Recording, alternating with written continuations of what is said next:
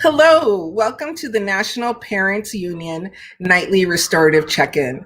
Thank you so much for being with us. Tonight is Wednesday, February 24th of 2021. As always, I am your host, Marisol Quevedo Rerucha. I am the very proud mother to Camerina, Emilia, and Sofia. I am the daughter of Irma and Abran. I am grandmother to Isabela Luna, Cynthia Iliana, and Lorenzo Martin. And I am the granddaughter of Carmen Rodriguez Castro, Alejandro Castro, Francisco Quevedo, and Carmen Bedoya Quevedo.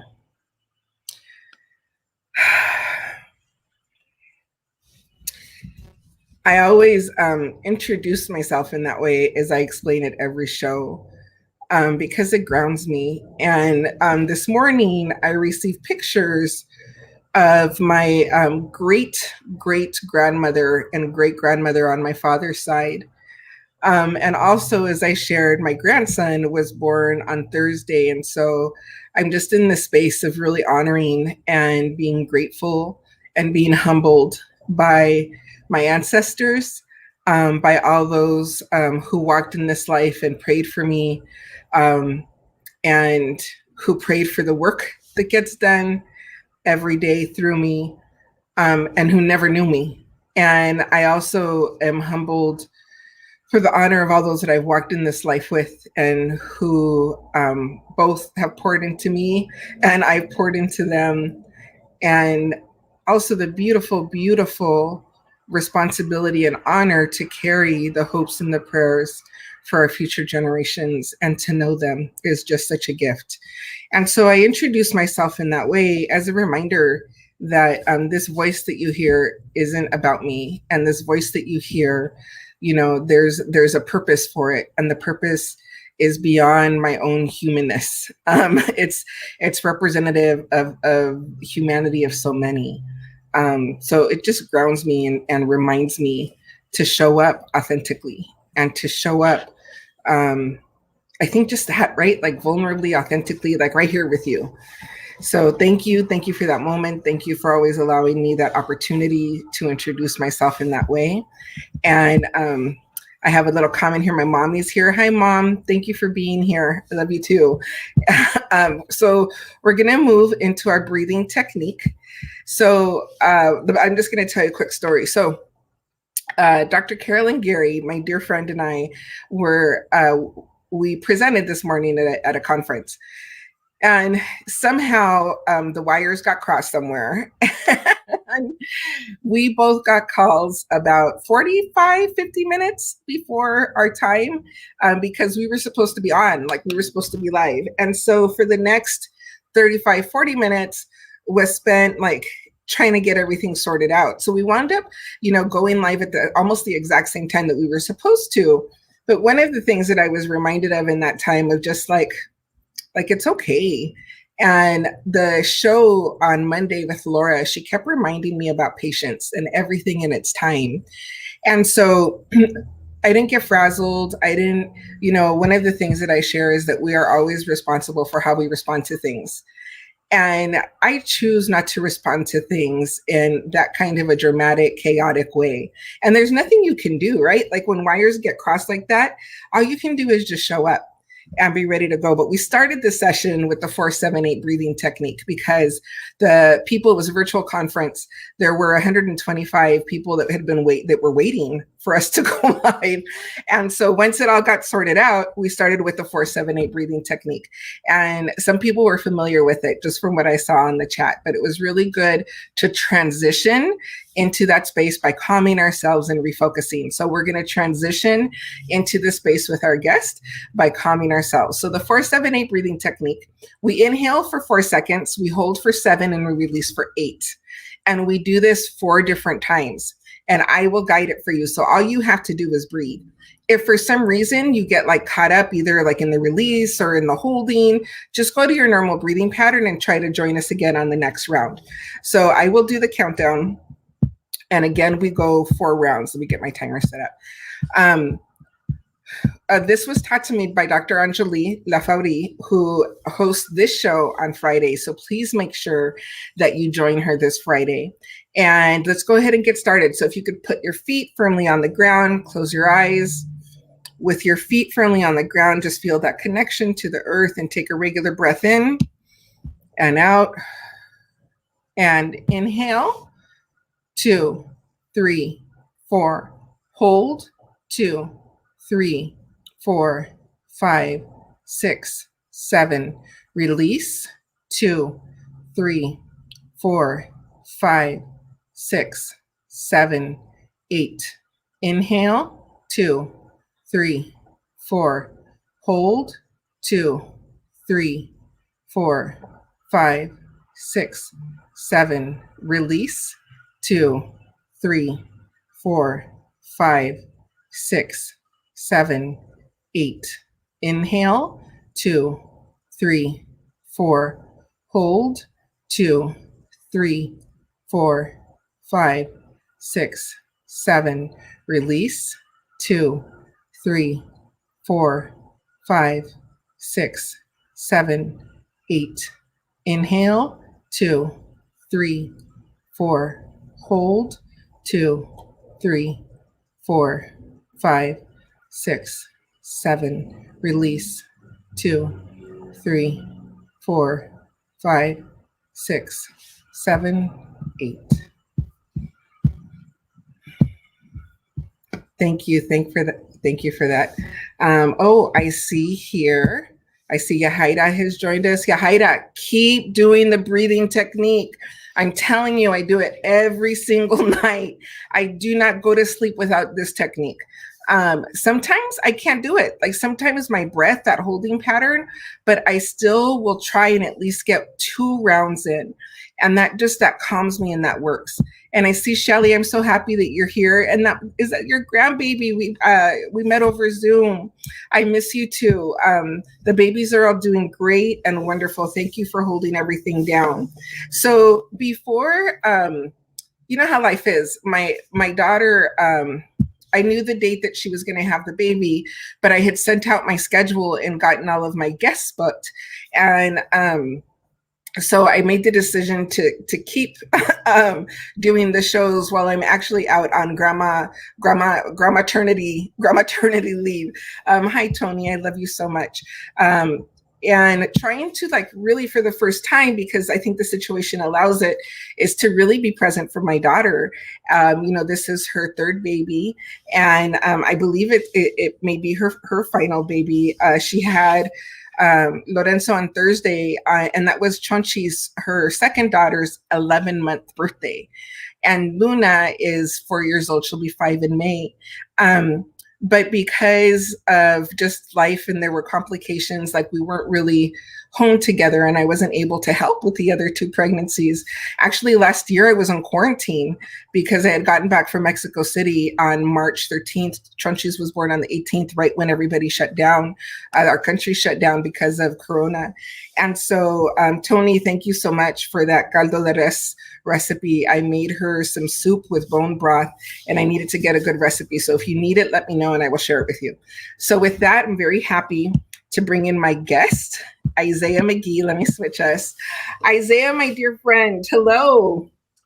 Good afternoon and evening to you, Marisol, and to everyone else who's joining us here this afternoon and evening. I'm so happy to be talking with you, and I, for a lot of reasons, but before we get into it, please introduce yourself and in any way that you choose.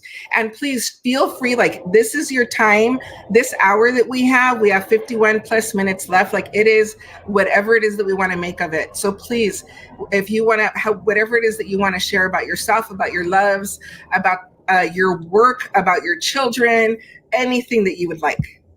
Perfect. So I think maybe the best way is to first start with letting folks know how we became acquainted with each other, and I think that will kind of expand into kind of what we'll end up focusing on here this evening. So Marisol and I had a chance to do some kind of early kind of collaborating and working together through through the core collaborative around work.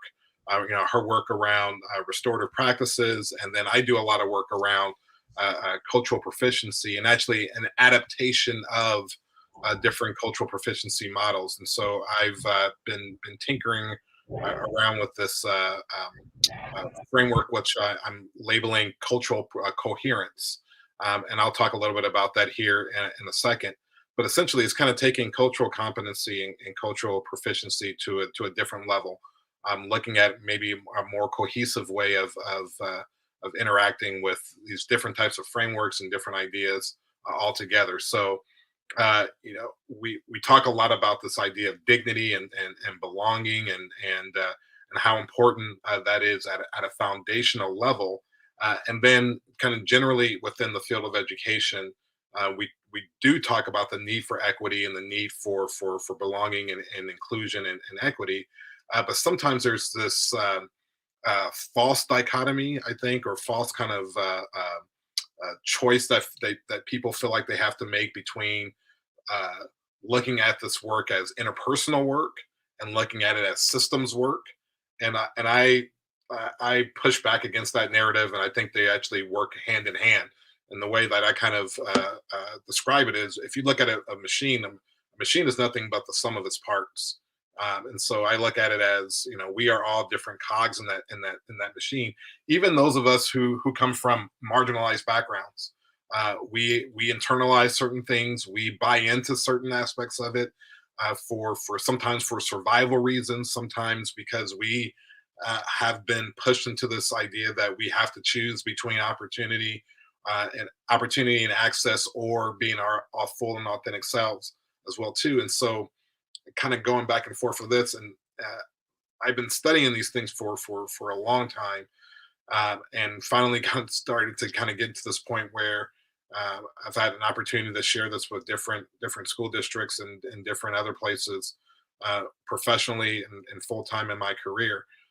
So that's kind of what brings us here today. I'll share a little bit about my background so folks know too. Not and I want to share that not to qualify myself, because I don't think any of us need to qualify or credential ourselves in any of this. But I do love stories. I love my story, and I love other people's stories as well too. And it provides a little context into where this perspective comes from. So um, I'll start with this. I love how you start off with honoring your parents and your grandparents and your great grandparents. I recently actually just this lost my grandmother as well too. My grandmother grew up born and raised in Guatemala, grew up in Belize, came to the United States in New Orleans, moved out of the South and moved to Los Angeles, where she met my grandfather as well too, who was in the military, and they met in New Orleans, moved to California together, started a life in Los Angeles. And this is on my mother's side. My mother and my dad met, and they had me. And so my mother, Cyan Ridley, my dad, Clarence McGee. And so I'm the product of their relationship and their marriage and their union. So I grew up in the Los Angeles area, in the 80s and 90s, which it's interesting for me because I would have never guessed that growing up in LA during that period of time had such a national significance and international significance. When we talk about the birth and growth of gangster rap music, and we talk about the LA riots. I mean, I remember walking home from school, waiting to get home to watch the verdict of the Rodney King trial, not knowing that my city was going to burn. After that, with the injustice that came with those trials, and then a few years later, the O.J. Simpson trial, and even the dynamics that were related to that. But it really didn't hit me until I graduated from high school. So I went to a couple of parochial schools in the Los Angeles area, Sarah High School, Bishop Montgomery High School, both located in the South Bay areas of Los Angeles, and had an opportunity from there to actually go out to the Midwest and go to out to Iowa, of all places, where uh, for those of you who may be familiar, may not be familiar, Iowa is about 90, now it's 90% white. It was 95% white. It's still one of the most whitest states in the union, outside of a few different New England states. And interesting enough, even with that too, there are some deep pockets of cultural diversity within the state. There's the Des Moines area, which is an urban population, pretty average as any other urban population. And then even in many different small communities, there's a number of manufacturing and meat packing kind of communities as well too, that have brought in a number of different populations and immigrant populations as well too. And so when I first came to Iowa, it was 95%, and now it's 90% white. So you see this kind of growth in the kind of this cultural diversity all across the state. And because of that too, one of the things that I've noticed going from this large population of LA, and the richness and cultural diversity that exists there, to coming to Iowa, particularly a small town for college, I share with people all the time that our perspectives are birthed from our experience. So Yeah. this was the first time that I was in a space where I was truly in the minority. I'd always been, even in LA, even in my high school that I graduated from. I was in the minority, but you still had this kind of large kind of, kind of spaces where you can kind of go, your neighborhoods and things like that. Here's where I really was like, oh, all the things that we hear about and talk about on TV, and this is what it's really like. And at the same time, I was actually now interacting with people who, for the first time, were like, look, I've interacted with people, or I've seen people of color, I've seen Black people, I've seen folks that are Latinx or Hispanic, and I see them maybe as I'm coming to town, or maybe as I watch TV or watch a movie or listen to the radio and things like that. But you are the first, Isaiah. You're the first person that I've actually had a chance to interact with, like on a consistent basis, and that was a big eye opener for me, just to see that this is America. This is the America that sometimes we don't necessarily know. So when we get resistance and we see why people are pushing back sometimes, I was in the midst of that. And I was in the midst of folks who were uncomfortable, folks who said things that they probably shouldn't have said. Sometimes folks who stood up for me, and folks who didn't stand up for me, folks that were very explicit about their prejudice and racism, folks that were steeped in their ignorance, and folks that had a lot of curiosity as well too, and even folks that were very implicit, who knew how to kind of play. We talk a lot about Midwest nice, or here we call it Iowa nice, and Minnesota's Minnesota nice, and Nebraska nice, and things like that. And depending on where you are, it depends on kind of how that definition might change. But here, what it was for us is there's a tendency to really you don't want to stir the pot.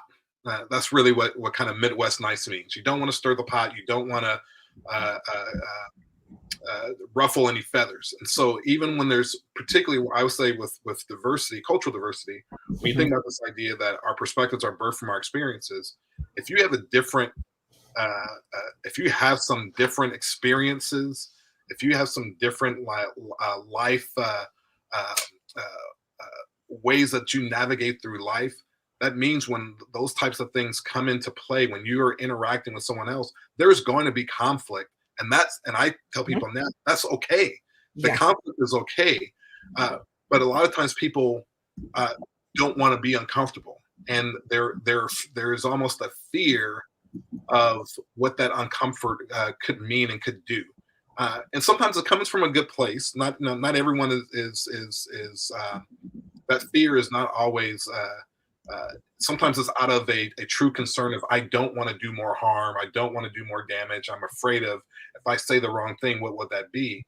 But there's also the flip side of that too, of when we don't interact, when we don't understand, and when we don't take time to really truly um, lift up and value and see why someone values something the way that they do, there's also the chance of doing more harm, which is what we see often, I think. So I said all that to kind of share my story a little bit. I've been out in the Midwest now for over 20 years, and I've settled out here. I was out in Colorado for a couple of years, but for 20 years I've been out here in the Midwest in Iowa, and I've made my life here as an educator. I was in the classroom as a teacher for 7 years, then moved into doing some policy work, some government work. And now I'm doing work around just helping school systems improve specifically on these issues of equity. So that was a lot there too, but it was also a fun story. I like telling the story too. I loved hearing the story, and I feel honored that you shared it with us, because there was so much that you shared. And I saw I put Paul up there, and I know that he's somebody also that both of us love and have a lot of respect for and gratitude. I love Paul. There's so much. I'm super excited about this conversation, and I'm really excited about where you kind of wrapped up. And part of what I was thinking about, when you have a place like Iowa that is so, that went from 95 to 90% white, and in the description of the Iowa nice, right? People not wanting to be uncomfortable, not wanting to stir the pot. How do you, part of what I'm thinking is like the reason why the race issues and the behavior towards people of different races or different identity, right? Is because it really, if you're in that space of not wanting to stir the pot, that means that you don't, and like you said, not wanting to be uncomfortable, that also there's something really caring about how you're perceived by others. And there is so much diversity in us as human beings, period. Punto final, like the diversity of experience that we have. And I think that there's kind of a deeper problem in there, is that people are not just being authentic, period. Mm-hmm. And connecting in the human experience of trauma, of pain, of joy, of curiosity, of, like in a deep way of really sharing the real, sharing the struggle in a very human way. And I think that when you cover that up by being nice because you don't want to stir the pot, you're not getting to connection and humanity with people who are just like you, who are, like you're not getting deep. You're not getting deep with yourself. You're not getting deep with others. And so then you add the layer then of race, you add the layer of, of what we have when we see these inequities in our systems, and how especially in school systems, how our Black, Brown, Indigenous kids are doing. And then there's, you want to talk about not being, uncomfortable. So there's so much in there for me that there's this, the social culture has been to not truly connect with self and with others. Yeah, absolutely. I resonate with that a lot, and particularly from this standpoint, I think maybe over the last 10 years, maybe even a little bit more than that, I started noticing, growing up in LA and then being out here in Iowa, I started noticing some things on TV and in movies as well too. When in the movies and in TV, when there is an opportunity to kind of show what is supposed to be average, what is supposed to be a typical, laid back, plain, all American, for lack of a better term. The way the description is typically written, it's to kind of refer to some indescript Iowa town. And I'll challenge everyone just to look for that. Watch them. The settings are always kind of, well, this takes place in New York, or this takes place in LA, or maybe Chicago if you really want to kind of spice up a little bit. But for the most part, there's usually, maybe the background character was born in Iowa. Maybe they are, maybe they make a quick stop in Iowa. Maybe there's something to that degree. And I started picking that up because in terms of the work that I do, I was trying to make some sense of that. And I was like, okay, I get what's happening. For a lot of folks, this is supposed to represent the almost like that foundational basis. We know that there is diversity. We know that there is, I love the word that you use with curiosity. We know that curiosity exists like in all of these like other places where we naturally kind of grow. We know that fashion kind of starts in these different places and all these kind of fun things. But when it comes down to kind of what is like that core, that heart, I mean, that's why they call it the heartland, right? It's supposed to be like the sense. And so what better place than to discover and explore kind of how we systematize things than looking at how things are run and work in the Midwest. And so what's interesting about the work that I do, particularly when it looks at work around equity, and I do, I have the fortune and the opportunity to work with school districts across the country, and the dynamic does seem to be the same no matter where we go, no matter if I'm in Florida or back in LA or Massachusetts or Utah or New York or wherever, Missouri, Illinois. It's the same sense of the experiences that I've had here in the Midwest. It almost reflects this larger system, and that's the system that our school system itself is created to get the outcomes that we see in a larger society. It is created to make these outcomes, to make these things where we see this kind of continual pushing of folks into the margins. And we talk a lot about race, for instance. We know, race is a social construct. There's no biological kind of piece that really creates race. There's different kind of cultural things that we can attribute to biology, but when it comes to race is the social construct. Mm-hmm. And the more and more I look and study this, and we look at how these constructs are developed, the more we also see too how schools themselves, at their core, are designed to reinforce this idea, and to reinforce this idea of setting up this hierarchical structure in different ways. We've kind of gotten really nuanced in how we do it. We're really setting up these hierarchical structures that say either you belong here or you belong there. And if you want to succeed, your best bet in succeeding is to conditionally accept the way that we create things in order for you to get access. And I will personally say, for a long period of time, that was my MO.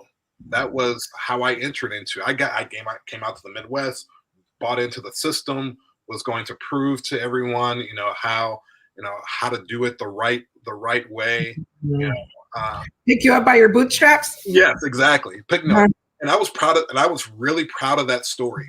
I was really proud of that story. And there should be some, there is a level of pride that should come from that, but it was devoid of this kind of empathy that we needed about, it didn't give enough credit to the system itself and what the system is doing and how it purposely makes it harder for someone else. And so I got to the point where I was, I like to say, yes, in the United States, we'd like to talk about this window of opportunity, but you cannot convince me that some people's windows are a lot further open than other people's windows. And maybe even in some ways, try to push it down. Yeah, they're staring at brick walls. Yes. Yeah. Absolutely. And And I remember thinking back at one point, I like to do entrepreneurial type of things too. So like, I do this work, but every once in a while I get this idea and I think, oh, someone might need this thing. And what it made me think about this, Marisol, is I came back to LA to visit family, and it was so inviting to see all of these different mom and pop shops and all these different businesses. You drive down the street and you see folks just trying to go and try to survive and try to make it, and this is their dream. They've invested into things, and they go years and years, with barely making it. And then you turn on the TV and some celebrity will come up with an idea, and they're like, I kind of want to do this, and someone will write them a check, or they can get a loan for this, or they can get all this capital to make this thing happen. And it's not the idea. The idea is probably mediocre. It's a mediocre idea, but it is their status. It is their access to the cultural capital that they have and the social capital that they have given them an opportunity to not only take what they already have, but then to take what they have and expand it, and then to lay it down with their children. My father passed away 5 years ago. I said my grandmother passed away recently. My mother is a senior age now, and I think about the struggles that my parents kind of went through and kind of growing up, and obviously I think they can be pretty proud of who I've turned out to be and the things that I've done, and I think they made obviously different sacrifices, and which I think every parent tries to do. Make different sacrifices and tries to set their children up for success. But I look at my fiance or my former spouse, and I look who are both white, and I think about like their family situation and how they've been for generationally, even with different struggles and even with different things, have been kind of set up in a way that the system has allowed them to be, even in their struggles, to be set up for success differently. And that's not to say that they haven't struggled. That's not to say that they haven't worked hard, That's because we're human beings, and we all know the struggle, right? I mean, like really, in our humanity, that's I think that's the beauty of when we get down to it. But when we do have a system, when you were talking about Iowa, and I think also like the role that entertainment has in representation, but there was just a piece of me in describing as the heartland. Like, as I've gotten older, I feel like there's the layers of colonization that I have to unpack, and I continue to unpack. And there was a bill of goods that I was sold in this American dream, and in the, America being built and welcoming to immigrants. And I've come to realize how much of a lie a lot of it was. There's an ideal that I believe in the ideal. I absolutely believe in the ideal. But there is, and I think without having these conversations and really looking at things, we have to unpack the lie. And I think, also as people of color, really understanding the ways that we have been colonized and the impact that white supremacy and the thought of white supremacy has on us. And it sounds like you went through that process, that you absolutely went through that process. And I know for me, so by me continuing to not do that work, it feels like a continued, and excuse me for the really harsh word, but a continued rape of my people, of our culture, of our own dignity, and of our humanity.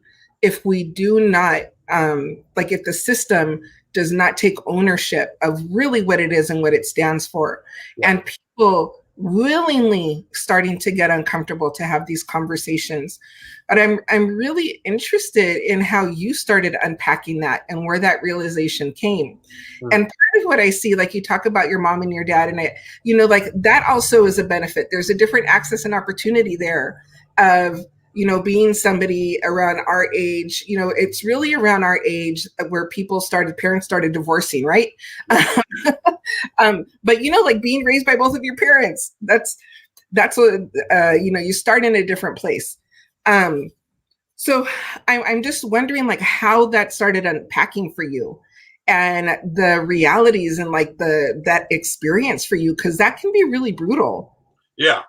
Well, it was, and so kind of to that point, my parents actually did they split up at a pretty early age for me, and so there's always that we all again our perspectives are birthed from our experiences, and so for me, kind of navigating through that and trying to define who I am and all this piece, and in the school system that I was privileged to kind of go through. I went through these parochial, these Catholic schools, these kind of Christian schools, and this is before the charter school era, right? And so, for a lot of families, that was like their way of trying to create access different ways. Safety also legit, especially in that. I went to Catholic school for a little while, also like legit safety. Yeah, absolutely, and so I do think.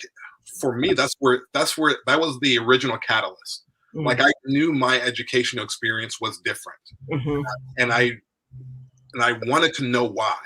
And so I spent a lot of my early adult years trying to kind of bottle that, right, and trying to figure out how do we put lightning in a bottle, and try to, because I loved my educational experience, and like how can we get other people to have this same type of experience.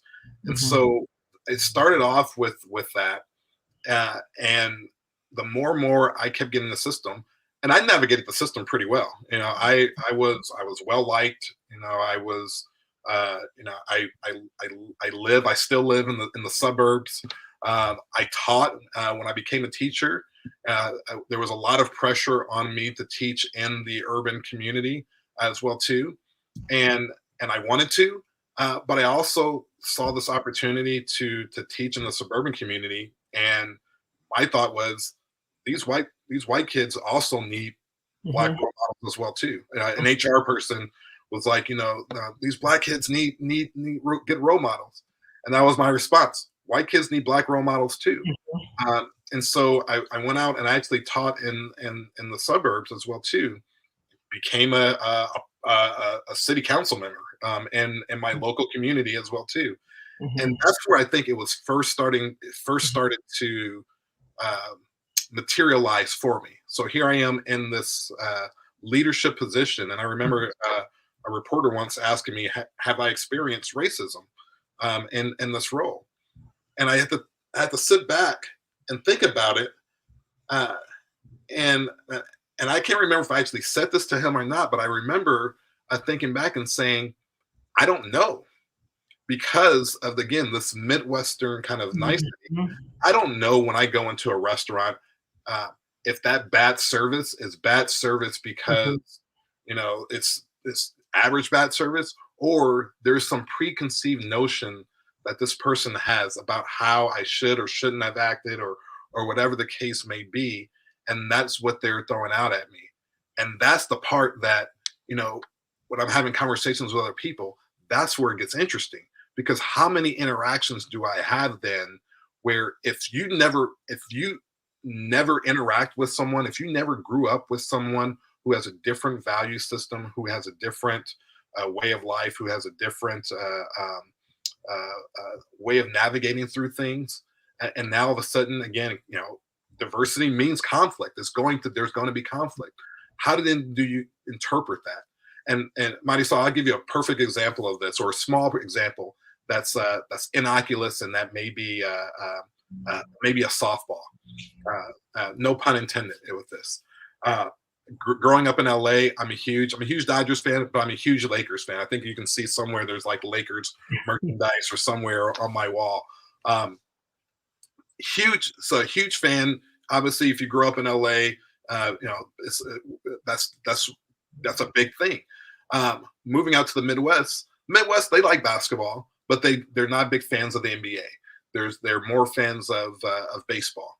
And so coming out here, if you go out somewhere, if you're going to have a conversation, particularly about sports, yes, there's going to be a conversation about football, but if you know the starting lineup, or who the starting lineup is for the Chicago Cubs or the St. Louis Cardinals, that's going to get you further in your conversations. I can tell you every roster of the Los Angeles Lakers from 1979 to 2020. That's not going to get me as far. It may get me, I may have some conversations with some folks, but that's not going to get me as far. The reason why I share that particular analogy is because that is a microcosm of the dynamic of how we're shifting and how we interact. That's something that's pennies, that's peanuts, right? In terms of differences in value systems. But then let's ratchet it up a little bit. What happens when it comes to music? When someone wants to listen to a different type of music versus a different type of music. Now let's ratchet up even a little bit more. What happens when it comes to interactions with the police? What happens when it comes into how we look at different political movements, particularly like something like Black Lives Matter? All of a sudden now it becomes even more so and becomes even greater and greater in terms of what we start seeing. And so for me, and you asked about my own journey with it, for me, I was so enamored by trying to figure out how things worked. My early years was all about access. What can I do to gain access? What can I do to figure things out? And so it was almost like a puzzle. I figured out the puzzle. It worked. I enjoyed it. It was fun. I navigated into these spaces. I was genuinely intrigued by learning. It was a learning process. It was like when you learn a new skill, when you learn how to cook, and all of a sudden you want to cook this stuff all the time. This was the same thing. I got involved in a lot of different things and a lot of different activities, and there was even a mutual benefit. Even in my accepting of or my conditional accepting of the way things were going, I'm still at this Black kid from LA. Even as I've embraced this Midwesternness, and so even as I'm kind of navigating through it, was, hey, he's bringing a different perspective than maybe what we've had before, but he's also acceptable. He's also, he talks a certain way, he sounds a certain way, we can be more comfortable. And so in that, there was like this mutually beneficial kind of piece. And as I entered into these spaces that normally didn't have folks that looked like me or sounded like me or had my same experiences, there eventually it still wears down. Eventually you still start to see kind of, while I'm at the table, but do I have the same type of voice that everybody else at the table has? Or I may have that same type of voice that everybody at the table has. But how come I do, but how come this other person doesn't? I know how to navigate through this. I figured out the formula per se, whatever the case might be. But how come, this other person has so many other barriers that are thrown in their way? And if they didn't, it shouldn't have to take that they know how to navigate the system. The system should work for them as well too. It shouldn't be you figured out the cheat code. It shouldn't be you figured out the you have some additional instruction. It shouldn't be someone came up to the side and said, "Hey, let me help you out and tell you X, Y, and Z." And we're grateful for those opportunities. I'm grateful for those opportunities that people gave me to figure that out. And I try to still pass that on to other people. But that's what it became. Maybe it became exhausting. As I'm starting to try to help other people, you start realizing, man, there's a lot of people to help. And why is the system working this way? Why are we making it harder for people to vote? Why are we making it harder for people who just want to have a piece of the American dream just like everybody else? Why are we making it more difficult for them? Why do we make it easier for people who it's already easy for? But then, tell people who it's not easy for that, well, this is the way the system works. Well, it does work this way, but then you just made it easier for these other people over here who do have already a leg up. And that's where my passion started kind of growing. I've already saw it in the educational system, and then you start seeing how it starts reflecting into like the educational system is just a microcosm of the larger society as well too. I think a little bit of your experience, the word like exceptionalism comes in, right? Like that idea that that you're an exceptional Black person, you're an exceptional Black man. And I love that you were able to really understand all the moves that you had to make. And I think also the way that you understand how hard you had to work to make other people comfortable. You know, and I want to share what Sarah Stevens says. You know, I think not just, so thank you, of course, but not just for sharing. The vulnerability is in like digging deep, right? And starting to understand that, well, yes, you are an exceptional human being. There were, I think there's almost a space of, you know, all of that time and that energy that you had to put in for other people to be comfortable so that you gain that access. And that, again, that leads into the exceptionalism, right? And I'm just really grateful to be having this conversation with you, because I could also see like a little bit, I could see how potentially you could have been wearing a hat for the last 5 years, right? Had you really, a red hat, had you really bought this idea of the exceptionalism, had you really bought, you know, all of, you know, kind of the way the narrative that was being built for you without that questioning. And you know what it is, Isaiah? It's, so you have not talked about it in this way, but there is compassion in your heart. And that compassion in your heart, that caring for community, that's the thing that's making you go like, look around and go like, hey, like, why is this okay for me and not for others? And I think that's the piece that's really important, that empathy, that connection, that desire for others to be elevated and lifted as well. Absolutely. And I think it's something that over the last few years, I've tried to tap into more, specifically the empathy piece, because we all have that capability to do that. We all have that capability to have that empathy piece. You know, you and I are familiar with the work of Floyd Cobb and John Cranapple around dignity and belonging, particularly with this culture of dignity. And you know, they talk about this idea of openness and vulnerability, and empathy, and or openness, vulnerability, empathy, listening, and patience.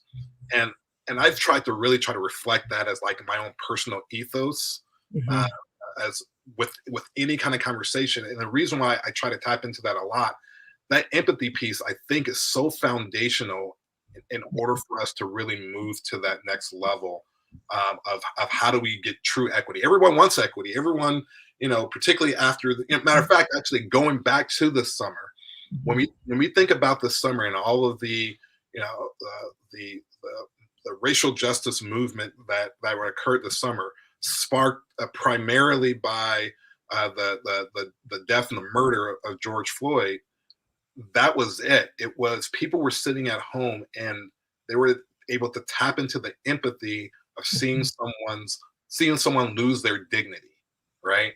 And I will tell you also, like, there was a sign that had put out that so many women resonated with when he called for his mother.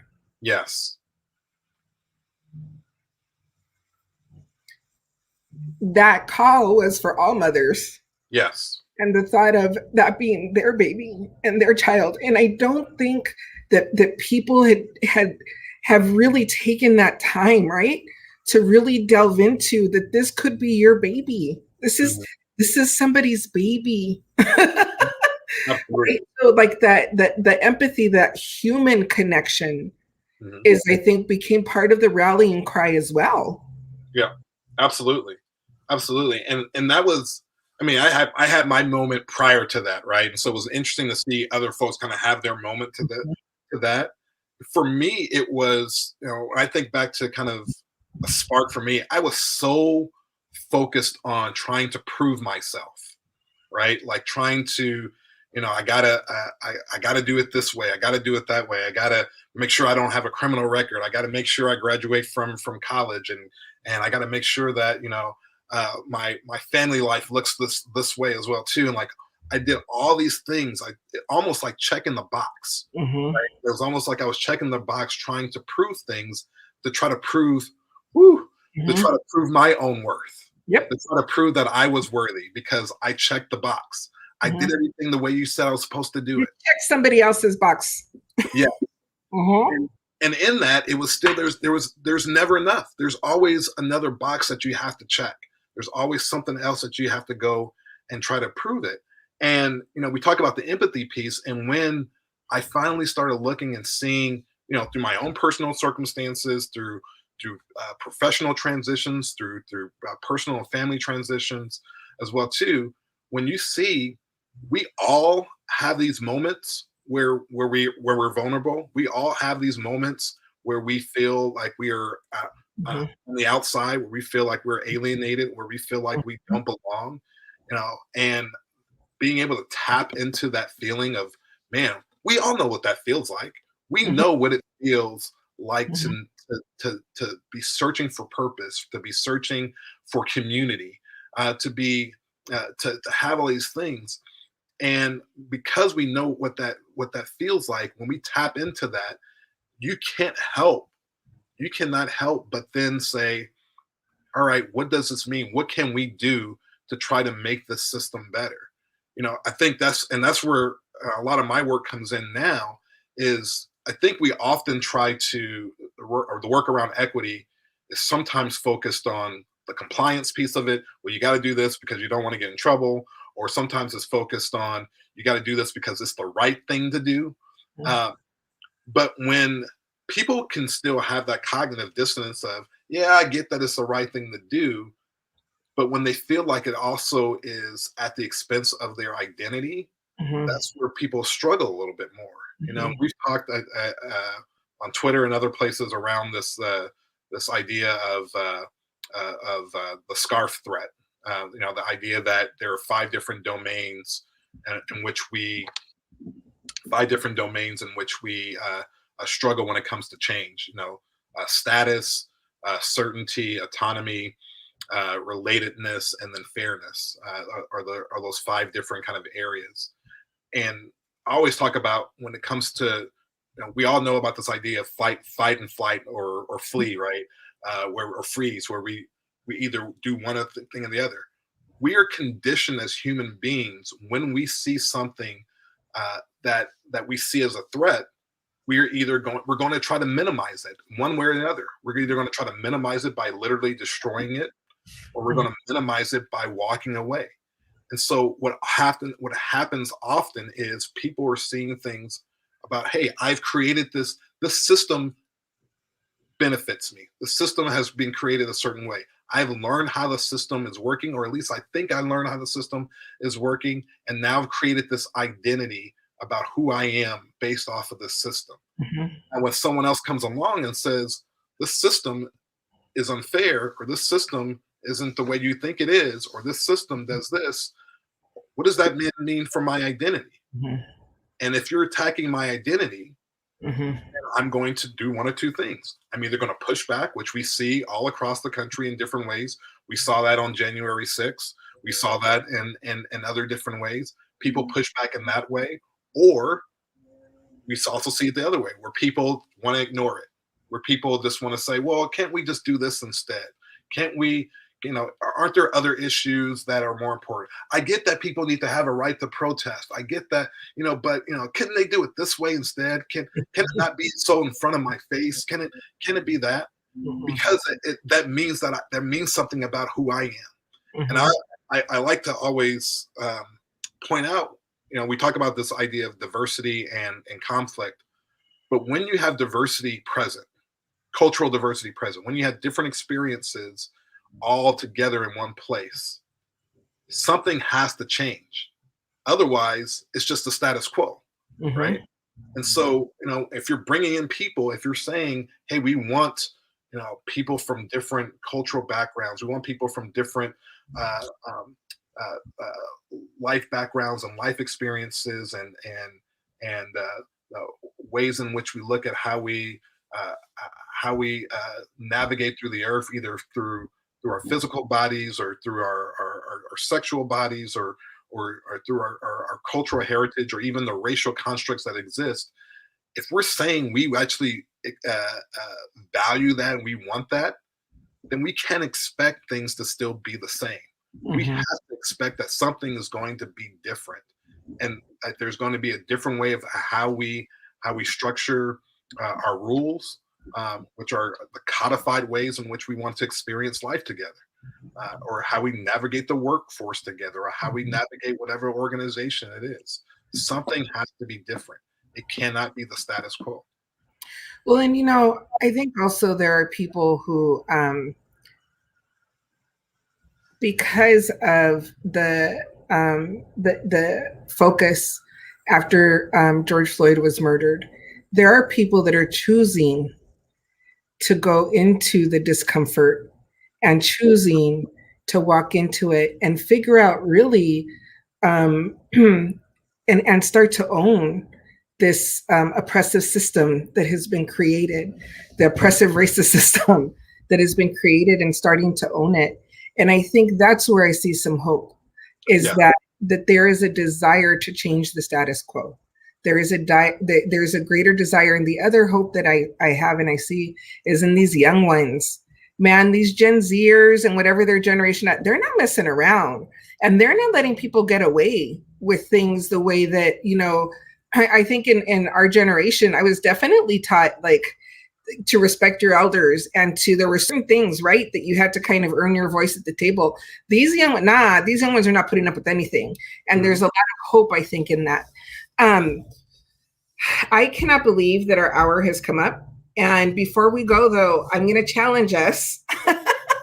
So first of all, I want to thank you for this conversation. I want to thank you for who you are in the world, and for the work that you've done, not just for others, but starting with the work that you've done within and expanding that out into your community, because that's how we begin to make the change.